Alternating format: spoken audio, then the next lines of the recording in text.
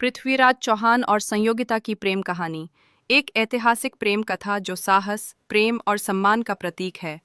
पृथ्वीराज चौहान दिल्ली और अजमेर के राजा वीरता, शौर्य और न्यायप्रियता के लिए प्रसिद्ध। संयोगिता कन्नौज के राजा जयचंद की सुंदर, बुद्धिमती और दृढ़ नारी।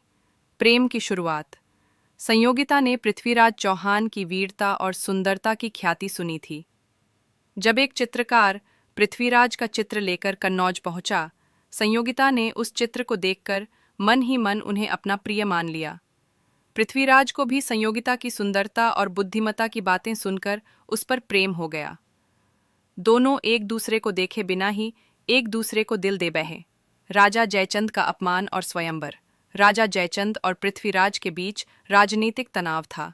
पृथ्वीराज को नीचा दिखाने के लिए जयचंद ने स्वयंवर का आयोजन किया, जिसमें पृथ्वीराज को आमंत्रित नहीं किया। इतना ही नहीं, उन्होंने पृथ्वीराज की मिट्टी की मूर्ति बनाकर द्वारपाल की तरह द्वार पर रख दी। यह उनका अपमान करने का तरीका था। लेकिन संयोगिता जानती थी कि वह किसे चुनना चाहती है। स्वयंवर के दिन उसने माला उठाई, सभी राजाओं को अनदेखा करते हुए सीधा दरवाजे पर रखी पृथ्वीराज की मूर्ति के गले में माला डाल दी, और यही उनके प्रेम की पराकाष्ठा थी। अपहरण या प्रेम विजय। इस घटना के बाद सब राजे रजवाड़े स्तब्ध रह गए।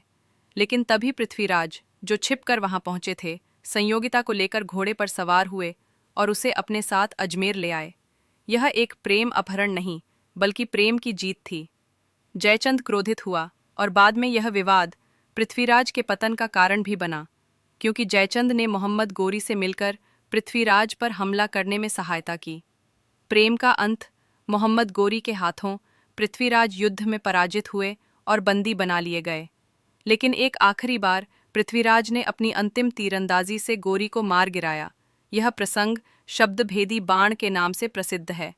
संयोगिता की मृत्यु के बारे में कई कथाएं हैं। कुछ के अनुसार उन्होंने पृथ्वीराज की मृत्यु के बाद जौहर कर लिया था। नैतिक संदेश: सच्चा प्रेम न जात देखता है न ताकत, वह दिल की आवाज सुनता है। साहस और प्रेम साथ हों तो असंभव को भी संभव बनाया जा सकता है।